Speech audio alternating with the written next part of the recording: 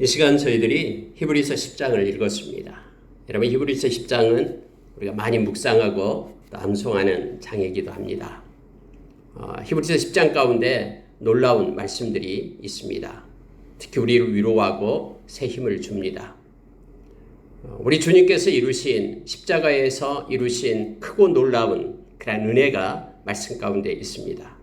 그래서 우리가 삶 가운데 어떤 굴곡진 것이 있고 또 어그러지고 거스른 세대 가운데 우리가 섰다 할지라도 우리가 믿음을 놓지 않고 뒤를 돌아보지 않고 믿음을 굳게 잡고 끝까지 행진할 수 있는 힘을 이 말씀 가운데서 우리가 얻게 됩니다. 몇 가지를 묵상하겠습니다. 여러분 10장 1절부터 쭉 9절 이하에까지 보면은 앞에 있는 8장과 9장과 연관되어서 계속해서 반복적으로 강조하고 있는 내용이 있습니다. 예수님이 오시기 전까지는 이 세상에서 행해지는 것은 영원한 죄를 사할 수 있는 방법이 없었다. 계속해서 일시적이고 순간적이고 이 세상에서 율법이 행했던 것들은 다 그림자와 모형에 불과했다.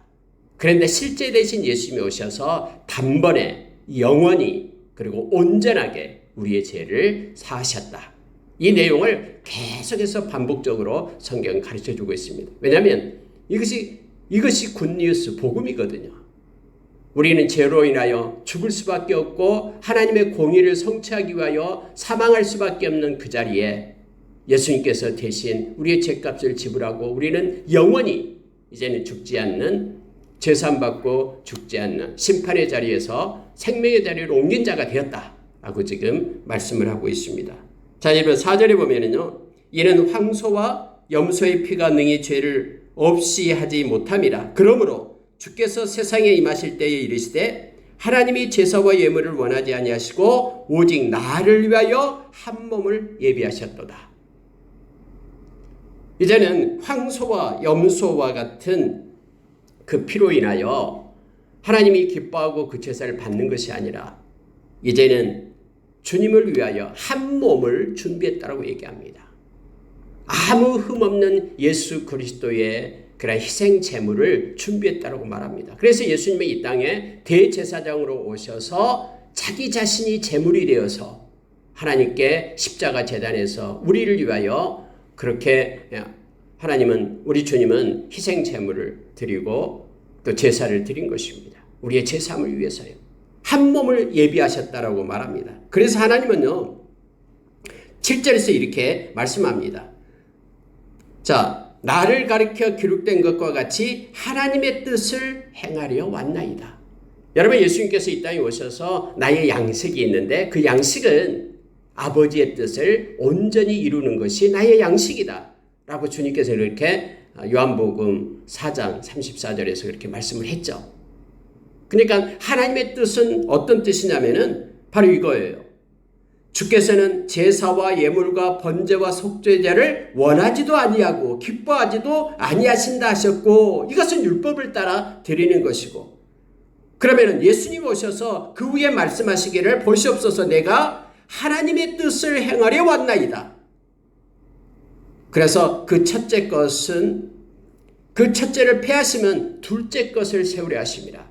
율법을 폐하시고 이제 예수 그리스도 안에서 참된 복음을 우리에게 주시기 위하여, 하나님의 뜻을 예수님께서 십자가에서 행해 드리기 위하여 이 땅에 오셨다고 말합니다. 그래서 우리는 예수 그리스도 안에서 살아가는 참된 생명을 얻은, 우리의 죄사함을 받은 자가 되었음을 계속해서 히브리어 이 저자는 반복해서 우리에게 가르쳐 주는 거예요. 왜냐하면 이것이 가장 소중하고 귀한 복된 소식이기 때문에 그렇습니다. 10절은 너무나 중요합니다. 그래서 10장 10절 우리가 암송하기도 합니다. 한번 보십시오. 그 뜻을 따라 예수 그리스도의 몸을 단번에 들이심으로 말미암아 우리가 거룩함을 얻었노라.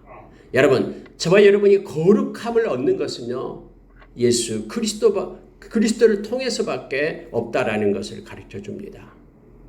예수님께서 그 뜻을 따라, 하나님의 뜻을 따라서 그리스도의 몸을 십자가에서 단번에 들이셨다라고 얘기합니다. 여러분, 우리가 겟세마네 동산에서 예수님께서 기도하시는 거 너무나 잘 알고 있습니다. 아버지의 뜻이거든 제가 이대로 행하겠습니다.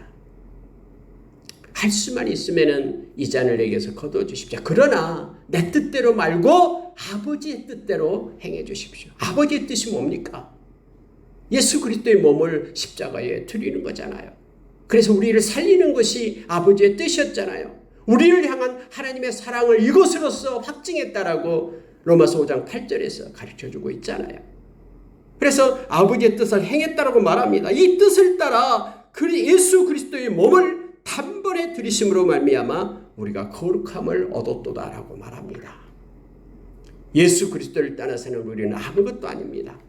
예수 그리스도 안에서 예수 그리스도의 의를 힘입어서 우리가 의롭게 된 거룩함을 얻은 자가 되었다라고 지금 성경은 가르쳐주고 있는 것이죠. 자, 여러분 12절 보십시오. 오직 그리스도는 죄를 위하여 한 영원한 제사를 드리시고 하나님의 우편에 앉으사 그 후에 자기 원수들을 자기 발등상에 되게 하실 때까지 기다리시나니 그가 거룩하게 된 자들을 한 번의 제사로 영원히 온전하게 하셨느니라. 성경에는 분명하게 이것을 말씀합니다. 한 번에. 그래서 이단들은 와서 예수 그리스도가 하지 못한 일을 자기가 한다라고 엉뚱한 얘기를 하는 거예요. 하나님의 말씀을 우리가 붙잡고 있으면 이게 속지 않습니다. 한 번에 우리는 끝난 것입니다. 예수님께서요. 그리고 이건 영원한 것입니다. 영원히 우리의 죄를 사하셨어요. 그리고 온전하게 우리의 죄를 사했다라고 말합니다. 그래서 우리가 하나님 앞에 거룩한 자가 된 것입니다.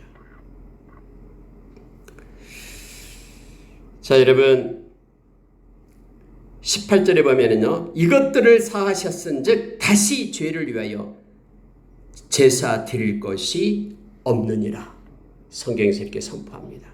다시는 이제는 죄를 위하여 다른 뭔가 희생 제물이 필요한 것이 없다라고 말합니다. 예수님께서 단번에 온전히 또 영원히 우리의 죄를 사하셨다라고 말합니다. 그럼 우리는 죄를 지면 어떻게 되는가? 그럼 왜 우리는 육신적인 죄를 짓고 있는가? 우리가 이 문제에 대해서 생각해 볼 수가 있잖아요. 여러분, 지금 이 세상은요, 이 죄악이 가득한 세상입니다. 그리고 우리는 이 사르크스, 죄성을 가진 우리의 육체를 입고 있습니다. 그래서 우리는 성령을 쫓는 삶을 살아야 됨을 성경은 말해주고 있어요. 세상을 따라가다 보면은 우리도 역시 죄악 가운데 머물 수가 있습니다. 그리고 그렇지만 예수님께서 이미 우리의 죄값을 지불했기 때문에 우리가 이것을 인정하고 하나님 앞에 나오기만 하면은 우리의 죄는 사함을 받는다라고 성경은 가르쳐주고 있습니다. 만일 너가 너희 죄를 자백하면 저는 미쁘시고 오려서 너희 죄를 사하시며 모든 불의에서 우리를 깨끗게 하신다라고 말합니다. 다른 우리의 죄를 속하기 위하여 양을 잡고 황소를 잡고 염소를 끌고 가서 피를 흘릴 이유가 없게 된 것입니다. 예수님이 대신 그 일을 했기 때문에. 그러나 예수님이 이것을 하셨다라고 우리가 마음에 고백하면서 우리의 죄를 고백하기만 하면은 우리의 죄는 사함을 받는다라고 성경은 말해주고 있습니다. 자, 여러분 19절 20절 너무너무나 우리가 잘 알고 있고요. 이 말씀을 묵상할 때마다 큰 은혜가 우리에게 임합니다. 그러므로 형제들아 우리가 예수의 피를 힘입어 성소에 들어갈 담력을 얻었나니, 예수의 보혈을 힘입어서 성소에 들어갈 담력을 얻었다라고 얘기합니다. 하나님의 보좌 앞에 나갈 수 있는 힘을 얻었어요. 예수님의 보혈 때문에요. 십자가에서 단번에 들이신 그 예수님의 제사 때문에, 그 피 때문에 우리가 하나님의 보좌 성소에 나갈 담력을 얻었다라고 말합니다. 그 길은 우리를 위하여 휘장 가운데로 열어놓으신 새로운 살 길이요, 그 휘장은 그의 육체니라. 예수님의 육체를 십자가에 주심으로 인하여 예수님께서 우리를 위하여 열어놓으신 살길, 새로운 살길, 우리가 살아갈 수 있는 길, 우리의 영혼이 살 수 있는 길, 구원을 얻을 수 있는 길, 그 길을 우리 주님께서 십자가에서 자기의 육체를 쪼개서 열어놨다고 말합니다. 이것은 새로운 살길이다라고 말합니다. 그래서 구약의 어떤 율법으로도 영원한 구원 얻을 수 없고 죄사함 받을 수 없는 그 길을 주님이 새로운 살길을 우리를 위하여 십자가에서 열었다라고, 당신의 몸을 들여서 열었다라고 지금 성경은 말해주고 있습니다. 그래서 우리가 예수님의 보혈을 찬양하며 하나님께 감사하며 나가는 것입니다. 보혈은 그래서 능력입니다. 하나님의 능력이 예수님의 피에 있음을 성경은 가르쳐 줍니다. 그러면 자 22절 보십시오. 우리가 마음의 뿌림을 받아 악한 양심으로부터 벗어나고, 우리 마음의 뿌림을 받아, 우리 마음에 예수님의 보혈을 뿌림받아 악한 양심으로부터 벗어나고, 우리가 이미 9장 14절에서 히브리서 9장 14절에서 배웠습니다. 죽은 행실로부터 우리의 양심을 깨끗게 할 수 있는 능력이 예수님의 보혈이 있다고 말합니다. 그러니까 우리 마음은 온갖 우리 마음 가운데 일어나는 그런 악한 정욕뿐만 아니라 악한 생각, 이 모든 것들을 예수님의 보혈로 뿌림을 받아서 정결케 되고, 그리고 말씀으로부터, 오늘 말씀처럼 악한 양심으로부터 벗어나고. 사람의 마음은 아무도 모르잖아요. 사람의 눈에 보이지 않기 때문에. 그러나 예수 그리스도의 보혈이 이 부패하고 악한 우리의 양심과 마음을요 정결케 한다라고 말합니다. 예수님의 보혈을 힘입고 우리가 회개할 때에 우리의 마음이 정결이 돼서 정한 마음이 되어서 악한 양심으로부터 벗어나게 된다라고 말합니다. 그리고 몸은 맑은 물로 씻음을 받았으니, 이게 세례를 얘기하죠.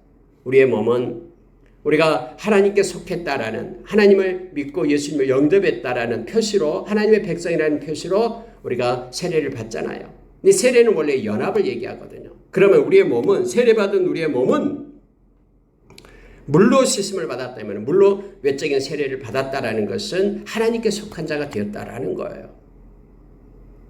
그리고 참 마음과 온전한 믿음으로 하나님께 나아가자. 그래서 예수님의 보혈로 악한 양심을 깨끗하게 씻고 이 참 마음을 가지고, 그리고 우리가 하나님과 연합된 세례를 가지고 하나님과 연합된 예수 그리스도와 연합된 함께하는 거룩을 입은 그러한 믿음을 가지고 하나님의 보좌에 나아가자, 하나님께 나아가자 라고 지금 이 히브리서 저자는 우리로 하여금 권면합니다.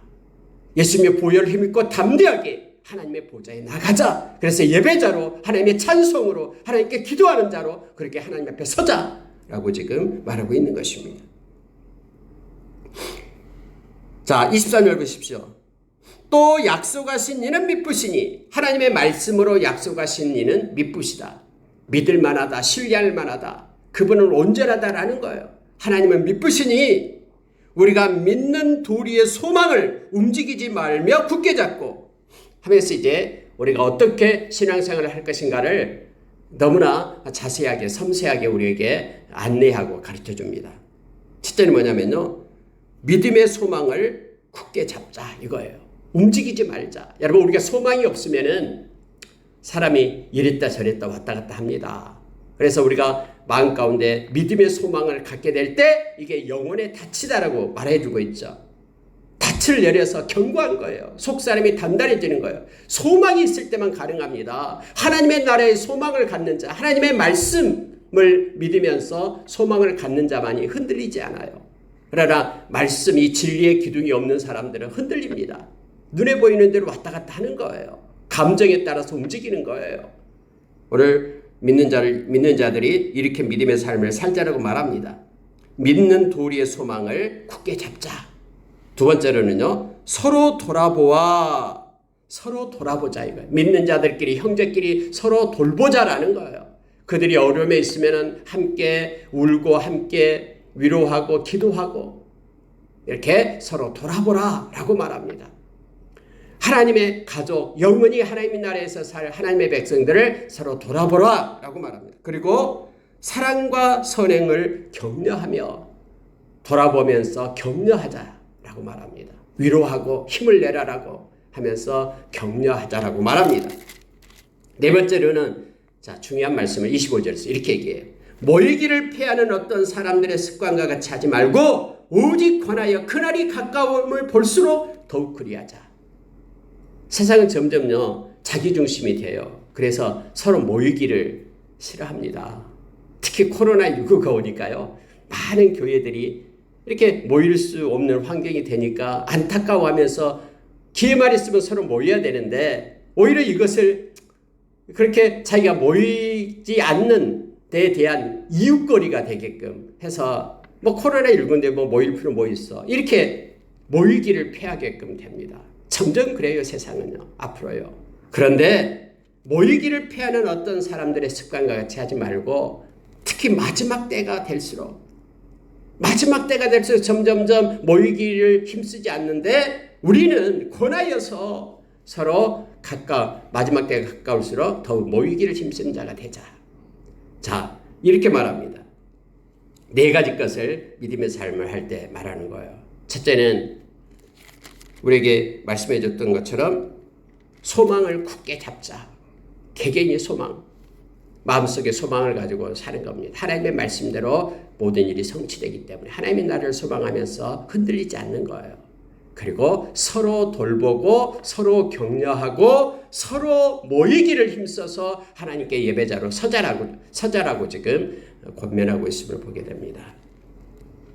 만약에 우리가 예수를 믿었는데 이와 같은 내용을 다 들었는데 예수님이 당신의 몸을 십자가에서 제단에 내주면서 우리를 단번에 영원히 온전하게 우리의 죄를 사해 주셨고 우리가 예수 안에서 이처럼 거룩함을 얻었다라는 사실을 알고 예수를 믿었는데 이제 문제는 26절이에요.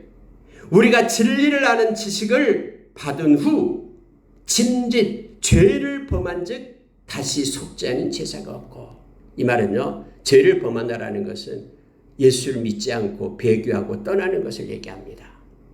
예수 믿어봤자 소용없네. 예수 믿어봤자 뭐 내가 부자가 된 것도 아니고 뭐 내 몸이 나아진 것도 아니고 소용없네. 지금 무슨 말씀을 하고 있는 것입니까? 우리의 모든 죄를 예수님께서 사해 주셨는데요. 이 땅은 금방 끝나고요. 이 땅에서도 하나님이 우리가 원하시면은 하나님의 뜻이라면은 여러 가지 일들을 하실 것입니다. 그러나 우리에게는요, 영원한 하나님의 나라가 우리에게는 상속으로 주어지게 됩니다.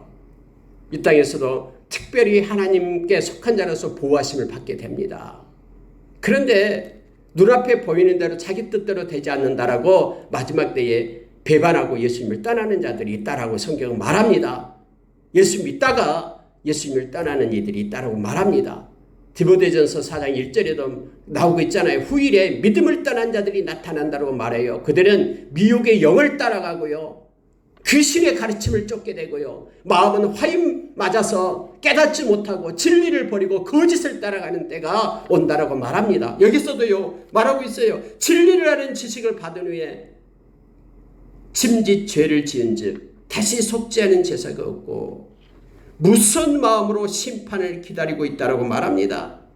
맹렬히 태울 맹렬한 불만 있다라고 말합니다. 그럼 우리가 예수 믿고 난 다음에 죄를 짓지 않습니까? 여러분, 여기서 말하는 짐짓 죄를 짓는다라는 것은 바로 배교하고 떠나는 것을 얘기합니다.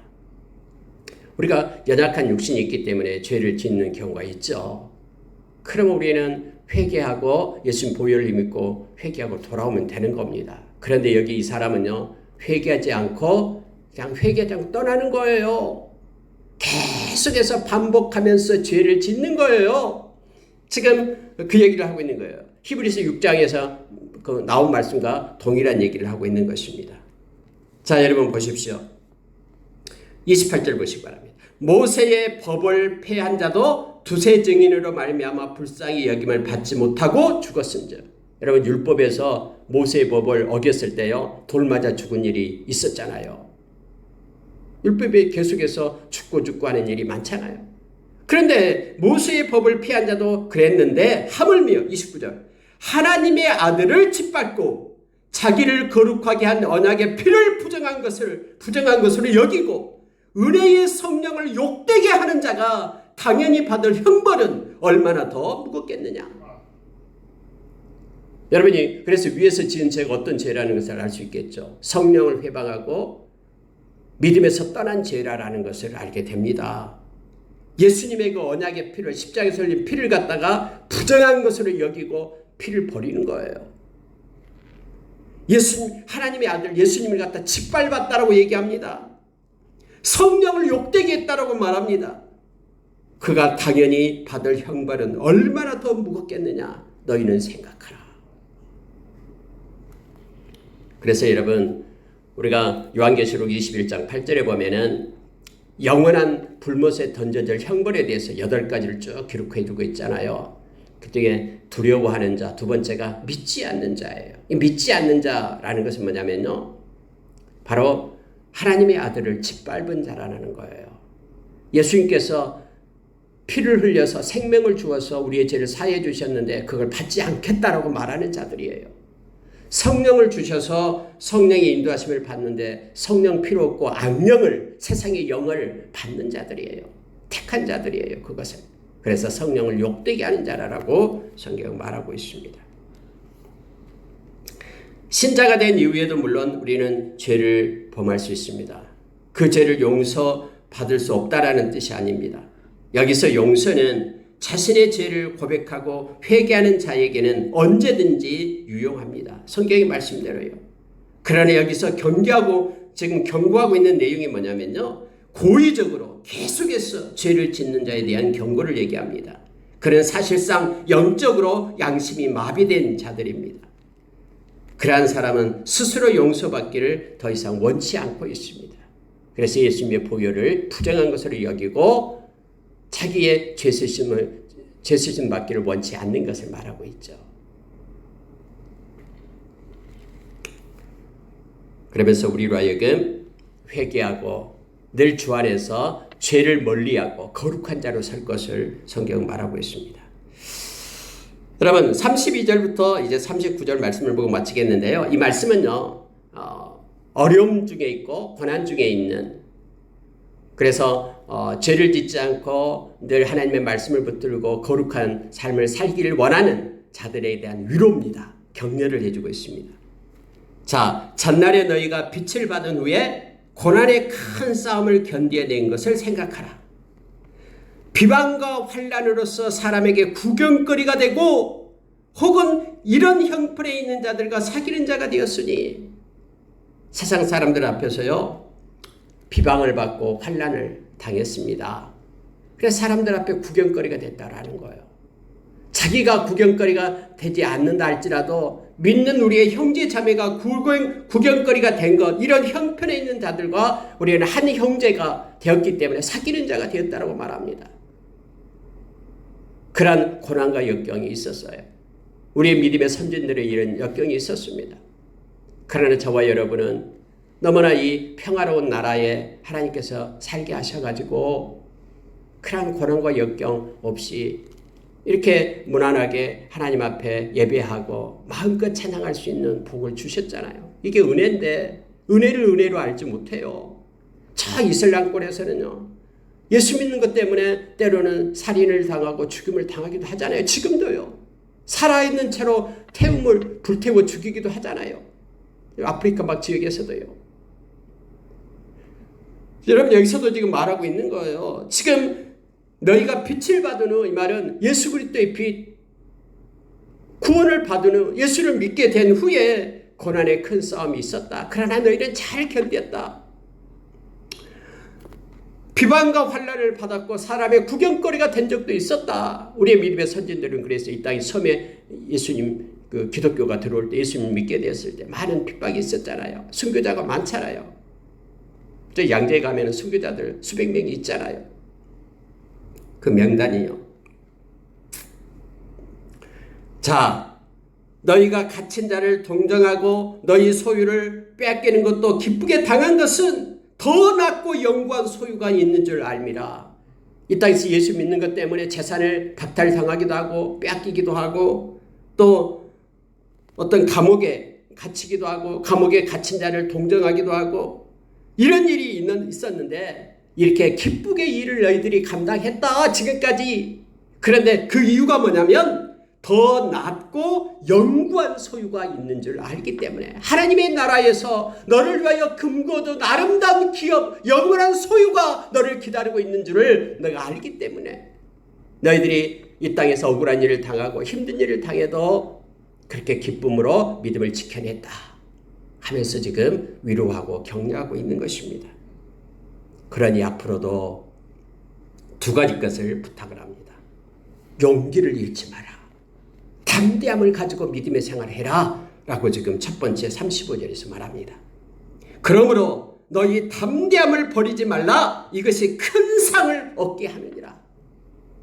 아무리 핍박이 오고 어려움이 오더라도 예수를 믿는 믿음의 삶, 이 담대함을 가지고 살아라. 너는 하나님의 자녀다. 이 용기를 가지고 살아라라고 말합니다. 여러분 미가서 3장 8절에 보면은요, 성령께서 우리 가운데 충만할 때, 성령님이 우리 안에 있을 때 우리에게 주어진 것은 첫째 능력이라고 얘기합니다. 두 번째는 정의입니다. 정의. 정직하게 살 수 있어요. 세 번째는 용기입니다. 담대함으로 용기를 가지고 살아갑니다. 그래서 하나님의 백성이 성령 충만해야 된다라고 성경은 명령하고 있잖아요.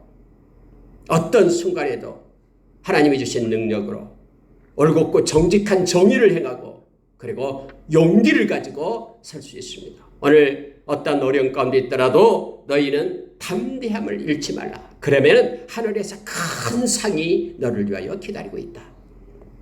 두 번째는요, 36절에서요. 너희가 인내가 필요하면 너희가 하나님의 뜻을 행한 후에 약속하신 것을 받기 위함이라. 여러분, 하나님의 뜻을 행한 후에는요, 반드시 하나님의 약속하신 것이 있습니다.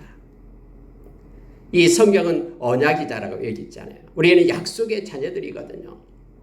그 약속을 받으려면은 인내가 필요하다라고 얘기합니다. 담대함을 가지고 인내로 세상을 살 것을 말합니다. 믿기 때문에 인내하고 사랑하기 때문에 인내하고 소망을 가지고 있기 때문에 인내하며 살 것을 말합니다. 인내가 필요하면 너희가 하나님의 뜻을 행한 후에 약속하신 것을 받기 위함이다. 오직 의인은 믿음으로 말미암아 살리라. 여기서 또 말씀합니다. 하박국서에서 말하고 로마서에서 말했던 것을 여기서도 역시 38절에서 나의 의인은 믿음으로 말미암아 살리라. 인생 끝날 때까지 믿음이 가장 가치 있고 소중한 것이어서 믿음으로 살 것을 요청합니다. 마지막 절 39절 보십시오. 우리는 뒤로 물러나 멸망할 자가 아니요 오직 영혼의 구원함에 이르는 믿음을 가진 자리야. 우리는 뒤로 물러나서 위에서 말하는 것처럼 믿음을 떠나서 멸망받을 자가 아니다. 우리는 오직 영혼의 구원함을 받은 믿음을 가진 자다. 이것이 우리의 아이덴티티 정체성입니다. 저와 여러분이 이 땅에서 어떤 것을 잃어도 믿음만을 잃어서는 안 됩니다. 이 믿음은 우리가 담대함으로 인내로 약속이 있는 것입니다. 영원한 하나님의 나라에 들어가는 것이 믿음 때문입니다. 뒤로 물러나 침륜에 빠질 자가 아니고 옛날 성경에는 뒤로 물러나서 믿음을 떠나고 멸망에 이를 자가 아니고 저와 여러분은 구원의 약속함이 있는 영혼의 구원을 받는 믿음을 가진 자임을 우리가 기억하며 오늘 하루도 믿음의 삶을 살아서 하나님께 영광 돌리는 저와 여러분이 되기를 원합니다. 이렇게 기도하겠습니다.